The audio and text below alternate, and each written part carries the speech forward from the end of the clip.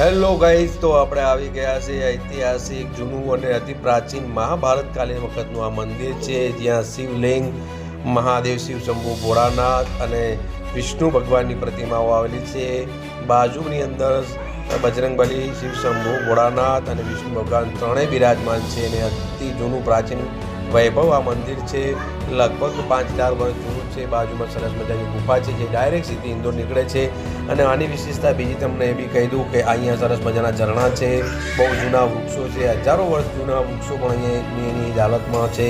તો ચલો મળીએ ત્યાં। હેલો ગાઈઝ, હર મહાદેવ, હર હર બોલે। તો આપણે આવી ગયા છે સરસ મજાનું ઐતિહાસિક શિવ મંદિર, મહાદેવનું મંદિર છે। ત્યાં આગળ આપણે તમને બતાવવાની કોશિશ કરું અને મારી સાથે બન્યા રહેજો। અહીંથી આપણે જવાનું છે, અહીંથી નીચે જવાનું છે। અહીં મારા પરમ મિત્ર બંને જઈ રહ્યા છે અને હું પણ જઉં। તો અહીં તમને બીજી વસ્તુ એ બતાવું કે અહીં સરસ મજાનો જે નજારો છે, કુદરતી સૌંદર્ય છે, જોરદાર આહલાદક વાતાવરણ અને ઝરણાનો અત્યારે અવાજ આવી રહ્યો છે, ત્યારે ખરેખર આનંદ થાય એવો નજારો છે। તમને ત્યાં લઈ જઈ અને બતાવવાની કોશિશ કરું।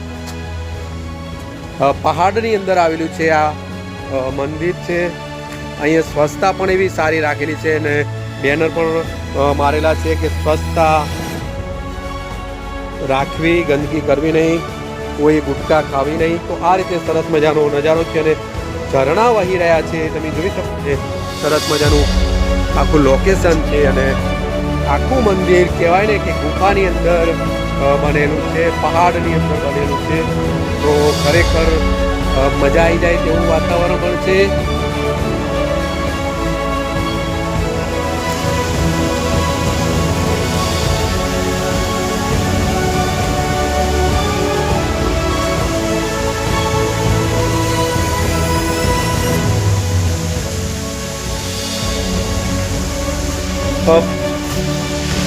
અહીંથી પાણી પણ ધીમે ધીમે ઝરણાની માફક પડી રહ્યું છે, તમે જોઈ શકો છો। અને સરસ એવો નજારો,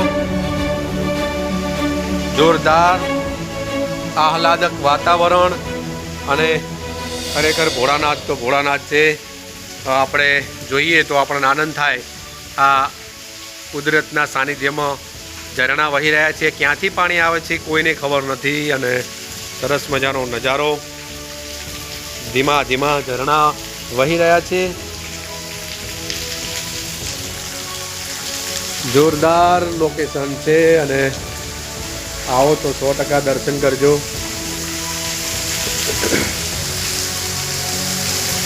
કુદરતી સાનિધ્યની અંદર આ જે ઝરણા વહી રહ્યા હોય ત્યારે એનો આનંદ અને નજારો જ કંઈક અલગ હોય। આ છે આરું,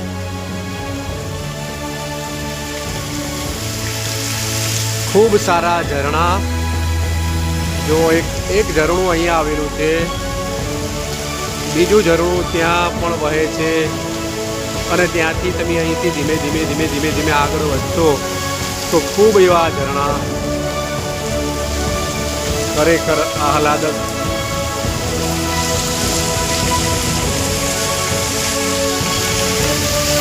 આ ઝરણાની અંદર થઈને પસાર થઈને આગળ જવાનું છે, ત્યારે આપણે મંદિરમાં જઈએ।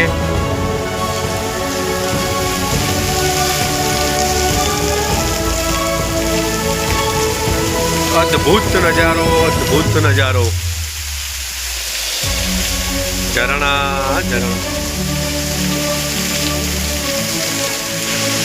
સરસ મજાનું મંદિર છે, ગુફાની અંદર આવેલું છે અને બાપજી પણ સરસ મજાના બિરાજમાન છે। સેવા પૂજા અર્ચના સતત મહાદેવ, શિવ, ભોળાનાથની કરી રહ્યા છે। ત્યારે ખરેખર આવા વાતાવરણમાં આપણે આવીએ તો ખરેખર ભોળાનાથ આપણને સૌનું ભલું કરે અને આનંદ આવી જાય।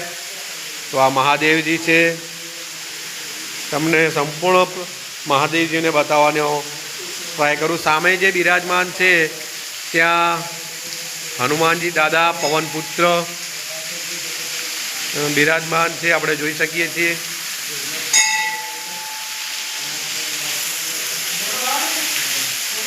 આખો જે નજારો છે તે સંપૂર્ણ ગુફાની અંદર છે। લગભગ 5 વાગી ગયા છે અને અહીંયા દાહોદની અંદર તમે આવશો તો 5 વાગે સન આઉટ થઈ જશે, એટલે કે સન ડાઉન થઈ જાય છે, સૂર્યાસ્ત થઈ જાય છે. ત્યારે આપણે થોડું દેખાવાનું એવું લાગે, પણ લાઇટિંગ એ સરસ મજાની બાપુએ કરેલી છે. આ છે આખી ગુફા અને ગુફાની અંદર સૌના વહાલા દુલારા મારા ભોળાનાથ બિરાજમાન છે. તો આપણે સીધા જ ભોળાનાથના દર્શન કરીશું, મહાદેવજીના. બહુ જૂનું અને પ્રાચીન મંદિર, એમાં આ શિવલિંગ આવેલું છે. તો અહીંયા શિવજીના દર્શન કરે અને બાપુ તિલક કરી રહ્યા છે, અમારા સાહેબશ્રી અને કટાજી. આપણને બાપુનો ઇતિહાસ કહેવાના છે, ત્યારે આપણે ઇતિહાસ જાણીશું. અહીંયા સરસ મજાના ભગવાન બિરાજમાન છે. આ વિષ્ણુ ભગવાનની પાંડવ એટલે કે મહાભારતકાલીન વખતની આ પ્રતિમા છે અને અહીંયા પણ સરસ મજાનું ઝરણું સતત વહ્યા કરે છે. વિષ્ણુ ભગવાનના ચરણોમાં થઈ અને પાણી વહ્યા કરે છે. તમે આવશો તો અહીં મારી સરસ મજાનું મંદિર છે માતાજીનું, અને અહીંયા સાહેબ તમે આવશો તો મારા ભોળાનાથથી શંભુ ભોળાનાથ છે અને ત્યાં પણ સરસ મજાનું પાણી સતત વહ્યા કરે છે. તો આ છે આપણા મહાદેવ. હર બોલે જય મહાદેવ. હવે આના વિશે તમને વધુ વિગતે માહિતી આપવાની કોશિશ કરું તો આ છે આપણા અહીંના પરમ સંત મહંત બાપુશ્રી છે. તો બાપુ આ મંદિર અને આ ગુફાનો થોડો ઇતિહાસ જાણવાની કોશિશ કરો ને. મંદિર પાંડવોનો ટાઈમ છે. પાંડવ જ્યાં જ્યાં રૂપિયા છે આવું સ્થાન છે. બરાબર. આ એક સ્થાનની અઢાર આવો સ્થાન રાજસ્થાનમાં છે. બરાબર. એવું આનંદ રાજ્ય જ્યાં જ્યાં ઠેર્યા છે વहाँ સ્થાન શિવજીનું સ્થાન છે. શિવજીની પૂજા અર્ચના કરીને એવી ઇતિહાસ બની છે. અહીં બાપુને એવું કહેવું છે કે જ્યાં જ્યાં પાંડવો જ્યાંથી નીકળ્યા છે જ્યાં જ્યાં જે રોકાયા છે તે મહાદેવની પૂજા અર્ચના કરવા માટે આપણે ખબર જ છે કે ભીમ પૂજા અર્ચના કર્યા વગર તો જમતા બી નતા, અને એમના માટે જ અહીં એમને ગુફા બનાવેલી છે. અને એ ગુફાની અંદર મહાદેવ શ્રી શંકર ભગવાન ભોળાનાથની શિવલિંગ સ્થાપિત કરેલું છે. એટલે લગભગ હજારો વર્ષોથી આ પ્રાચીન શિવલિંગ છે. અને સામે જે મૂર્તિ પણ છે જે વિષ્ણુ ભગવાનની, એ પણ હજારો વર્ષોથી છે. અને એની આ હાલતમાં એનો બીજો ઇતિહાસ એવું પણ મને જાણવા મળે છે કે લગભગ એ જે તે સમયે જે ભીમ હતા એમને જે મુક્કો એટલે કે પંચ માર્યો હતો એ સમયથી જ આ ગુફાનો આખો આકાર છે. અને અહીંયા જો શિવ મહાદેવને બિરાજમાન કર્યા છે અને પૂજા અર્ચના કરી છે. હવે તમને મારી સાથે ત્યાં તમે જોશો તો એ પણ એટલા વર્ષો જૂની છે હનુમાનજીની મંદિરમાંથી, જે તમને બતાવવાની કોશિશ કરું તો આ છે હનુમાનજીની મૂર્તિ. શિવ મહાદેવનું અંત જ કહેવાય અને આ મહાદેવના આપણા હનુમાનજી છે. તો આપણે તમને મારી સાથે બને જો આગળ જે નજારો છે તમને એ પણ બતાવવાની કોશિશ કરું. હર હર મહાદેવ જય બોલે. આપણે એક નજારો તમને બતાવવાની કોશિશ કરું કે અહીંયા નાગ દેવતા પણ આપણને જોવા મળ્યા છે. અને શિવજીના સાનિધ્યમાં તમે જોઈ શકો તો સરસ મજાના આ જે મહાદેવના અને કહેવાય ને કે ધરતીના ધણી આપણને અહીંયા રૂબરૂ જોવા મળ્યા છે. તમે જોઈ શકો છો. તો અહીંયા આવ્યા તો આપણને ખૂબ સારી મજા આવી અને મોજ આવી ગઈ. આ જે આખી ગુફા છે, ગુફાનો નજારો તમને બતાવવાની કોશિશ કરું. આખી સંપૂર્ણ ગુફા આવેલી છે દાહોદની અંદર. આ હજારો વર્ષો જૂનું પણ આ એક વૃક્ષ છે, ઘટાદાર વૃક્ષ તમે જોઈ શકો છો. અને અહીં એક ગુફા આવેલી છે. આપણે વાત કરી હમણાં થોડી વાર પહેલાં કે ભીમ હતા, 5 પાંડવો, અર્જુન, યુધિષ્ઠિર, નકુલ, સહદેવ, તમામે જ્યારે અહીંથી નીકળ્યા ત્યારે આ એક પંચ માર્યો ભીમે અને પૂજા અર્ચના કરી. એની એક ગુફા છે મહાદેવજીની, આપણે જોયું જાણ્યું. તો અહીંયા એક ગુફા તમને વિશેષ ગુફા બતાવું. અહીંયા ઝરણા સતત અવિરતપણે વહી રહ્યા છે અને આ વૃક્ષો પણ હજારો વર્ષ જૂના છે. બીજી વિશેષતા તમને અહીંયા બતાવવાની કોશિશ કરું કે જે આ ગુફા છે, આ ગુફાનું મહત્ત્વ એ છે, આ ગુફા અહીંથી સીધી ઉજ્જૈન જાય નીકળે છે. સન ડાઉન થઈ ગયો છે એટલે કે સૂર્યાસ્ત થવાની તૈયારીમાં છે. અહીંયા દાહોદ આવશો તો 1 કલાક વહેલા સૂર્યાસ્ત થઈ જાય છે, જ્યારે ઉત્તર ગુજરાતની અંદર 1 કલાક મોડા થાય છે. એટલે અહીંયા 5 વાગે એટલે લગભગ સૂર્ય અસ્ત થઈ જાય છે ત્યારે આ ગુફા આપણે જોઈએ તો આ ગુફા સીધી અહીંથી નીકળી અને સીધી ઉજ્જૈન જાય છે. તો આ ગુફા છે અને જે તે સમયે અહીંનું આખો નજારો અમને જોવા મળ્યો, ઇતિહાસ જોવા મળ્યો તો ખરેખર આનંદ થયો. અદ્ભુત નજારો છે અને અહીંયા જે તપ કરતા હતા ઋષિ મુનિઓ પણ એમના અહીંયા પણ જોવા મળે છે. તો આ રીતે સરસ મજાનો નજારો, અદ્ભુત નજારો. અને આરતી સંધ્યા ટાઈમ થઈ ગયો છે અને આરતી ચાલુ છે. અહીંયા માય ભક્તો પણ ફટાફટ અહીંયા દર્શન માટે અવિરતપણે સતત વયા કરે છે. અહીંયા સરસ મજાની હવનકુંડી પણ છે અને આ છે વૃક્ષો જે હજારો વર્ષ જૂના અને જાણીતા. અહીંનો નજારો આવશો તો તમે 100% મજા આવી જશે. આહલાદક વાતાવરણ છે. જે કુદરતના સાનિધ્યમાં આપણે આવીએ તો એનો નજારો જ કંઈક અલગ હોય. બહુ ઘટાદાર અને બહુ મોટું વૃક્ષ છે. આખું લોકેશન જોરદાર છે. હવે તમને અહીંથી બતાવું આ જે આપણે જઈ રહ્યા છીએ તે સરસ મજાનું મંદિર મહાકાલી માનું મંદિર કહેવાય છે અને આપણે ત્યાં જઈ રહ્યા છીએ. મારી આગળ આર્યન પણ જઈ રહ્યો છે. અહીંયા તમે જોશો તો એક નાથ બાબાની સમાધિ પણ છે અને કાલ ભૈરવ દાદાનું મંદિર પણ છે. તો તમે બધા પણ દર્શન કરી લેજો.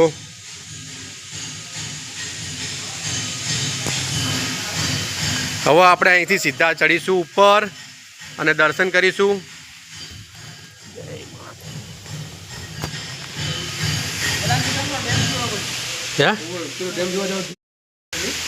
મંદિરના અંદર આપણે આવી ગયા છીએ. મહાકાલી માનું મંદિર છે સરસ મજાનું. તો દર્શન તમે પણ કરી લેજો. આર્યન દર્શન કરી રહ્યો છે. અહીંયા સરસ મજાનો કંઠ છે.